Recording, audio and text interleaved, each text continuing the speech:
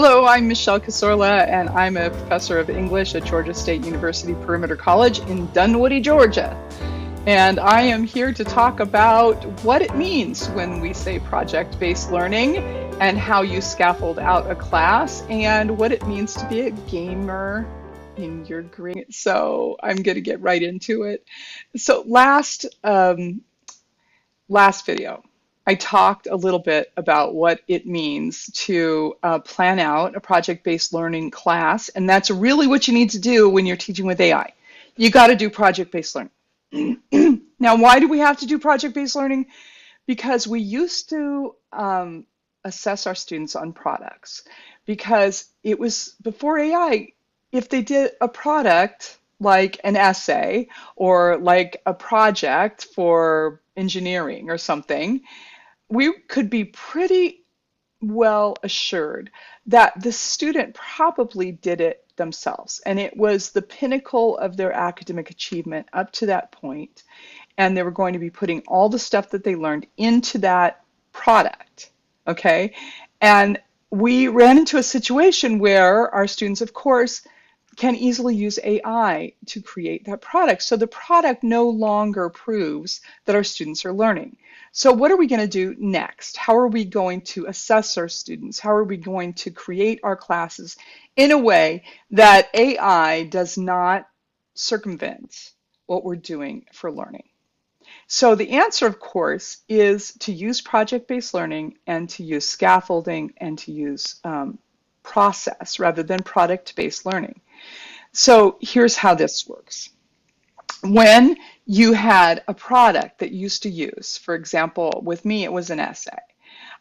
If you're teaching history, maybe it's knowledge of World War II, or if you're teaching physics, maybe it's understanding how a body moves through air. So we all have these things in our disciplines that we want to teach, and they're important for our students to learn. So they're milestones.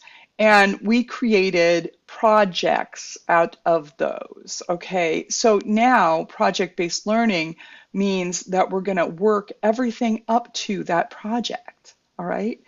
So what I'm gonna do for my students is I'm not gonna scaffold out skills. I'm not gonna teach them how to write a paragraph or how to spell something. No. AI can do that. I am going to scaffold my lesson.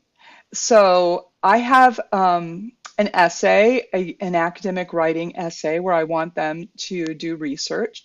So I'm going to start out, for example, with having them write a research proposal that they're using AI to help them create. So there's going to be specific questions. I'm going to have a process that I use with AI for the students to get a great research project out of working with Perplexity, for example. Then I'm going to have them take that and work it into some academic paragraphs. So I'm going to use a Socratic tutor to do that. And then after they learn how to write an academic paragraph, I'm going to have them write 3 academic paragraphs. Then I'm going to talk about how to write an introduction, and then I'm going to talk about how to write a conclusion, and I'm going to have them write an introduction, have them write a conclusion, and they're going to be using AI all the way through these processes. All right, and then in the final thing, they're going to be putting it all together into an essay. Now, the thing about this is I am not going to give them more points for turning in the essay, because all of the things they've done up to this point have led to the essay. So every single thing they do is going to count exactly the same amount. If I do that, then my students are reinforced to understand that it's the process that I'm interested in, not the product. So they can easily use AI to create the product, but it's going to be the process where I'm going to be looking closely in their development as a learner. What do I mean by scaffolding? I mean that they have to know how to get a research project put together with a really good research question before they can write a research paragraph and integrate. They're going to have lots of stuff that they're using for evidence before they can write that paragraph that's going to integrate that evidence. Then they're going to have that paragraph. They're going to have to understand how to write that before they can build 3 paragraphs. And then they're going to have to understand how to write the introduction to those 3 paragraphs with a really strong thesis, and then they're going to have to learn how to write a really good conclusion and works cited. So each one of those things is going to be part of this project. So all the way through this, they're building that paper. Okay, so because they're all scaffolded on one another, I have decided to start grading like a gamer because I was thinking about it, and the one thing that our students all have in common is they all game. All right, they've all gamed in their past, or they game now, probably a lot more than we know. Um, and so, what does it mean to grade like a gamer? Well, as you know, when you don't do something right in a game, you just try it again, and you just try it again, and you just try it again until you get it. So I let them work and work and work on something until they get it right, because I think that's where the learning happens. And also, I have a couple of assignments where they have to earn the right to move to the next week. They can't see the next week until they've completed that assignment. So, for example, if they don't have a research outline, if they don't know what they're going to be researching, I'm not going to let them move in to knowing how to do research with AI, because what are they researching? I need to know what they're researching first. So they have to do that. They have to finish it. They have to finish their research proposal before they can move into doing actual research. So all of those things are scaffolded in my class. Now, this works really well with AI, but it also really works well with a new thing that is going to be challenging all of us, which is agentic AI. Those are agents that work autonomously. And you've seen them, you've seen examples of how agents work autonomously.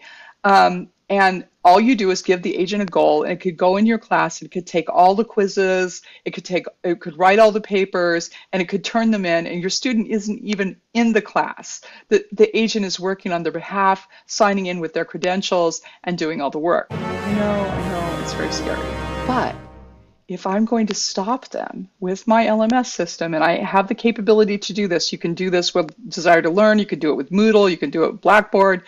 All of them have the capability to stop your students from progressing to the next week, okay?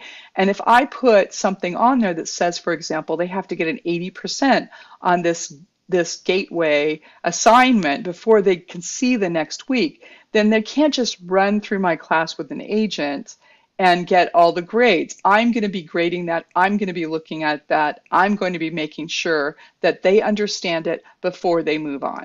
So I have more control over my classes because I'm grading like a gamer, okay? Now, if you don't know how to scaffold your class, I'm going to just do a little bit of example here. Okay, so what I have here is a Notebook LM, which is my favorite tool, I'm going to tell you. If you follow any of my social media, you'll already know that.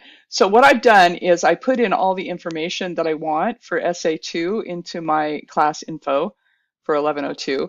And I'm going to then go into Notebook LM, and I'm going to ask it to scaffold out that SA2. So considering all the information in this notebook, I need to scaffold up to SA2. I want my students to be able to do all the things they need to do to build that essay in small, low stakes, process-based information. So I want you to take the role of an instructional designer and scaffold those lessons out for 4 weeks, meeting twice a week.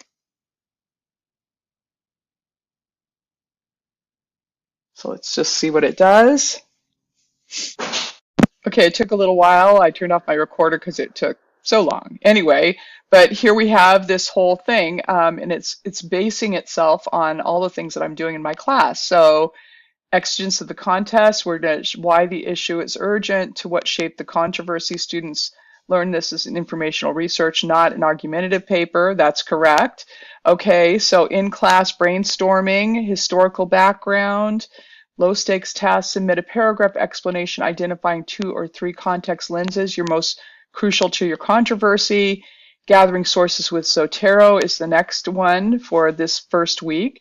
The second week, we're doing close reading with Notebook LM. We're doing quantitative context, drafting the introduction with a clear framework. And that clear framework is something that we created in our classes so that the students had something very specific: claim, lead-in, evidence, analysis, restate. It's basically the Peel formula, but we added a couple extra steps. Then we've got ethical AI revision and metacognitive polish. So we have those 2 steps there. So what it's done is, because it's pulling from all of this information that I've stuck in here, it's giving me a really nice scaffolded way to approach this text, okay? Then what we're going to be doing is I'm then going to ask it, I want to grade this on a flat grading model. All assignments count for the same amount. Please give me the list of assignments. Okay, so now I'm just going to have this nice list of assignments that I can stick right into my grading, my LMS, and I can start to build that out for my class. And yes, I'm going to work with that flat grading model because that's going to encourage my students to see this as a process, not as a product. So here's the written proposal, the Zotero library setup and works cited page, the annotated evidence log, the qualitative visual rhetoric exercise. So it's got them all set up, and they're all going to count for exactly the same thing. So I hope this was really helpful for you in understanding how to do that backwards design, how to figure out exactly what you should be doing when you're doing this, building up these processed based assessments and lessons, and how you need to make sure that you are doing something that is definitely good for AI, it works with AI, and it's going to be shifting away from product-based learning. I hope this was good for you. It was good for me. Take care.